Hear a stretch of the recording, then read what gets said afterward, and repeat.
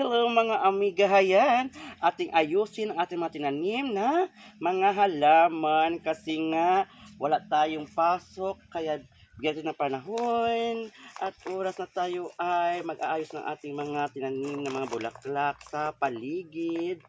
Dahil nga wala nang ulan at bagyo kaya atin itong gawan talaga ng paraan na mapaganda ang ating mga tanim ng mga bulaklak. Kaya mga amiga, gusto kong ipakita sa inyo to para din kayo ay masiyahan. Tingnan nyo mga amiga. Di ba? Yan ang aking mga alaman na aking tinanim. Hanggang doon pa mga amiga, Di ba? Ang ganitong pagmasdan. Ayan. Ito ay halaman na kung saan nakapagbigay ng ganda sa ating paligid, sa ating bakuran, na kung saan dito natin makikita ang mga alaman na ito na kung saan din ang nakapagbigay din ng attraction sa ating bahay.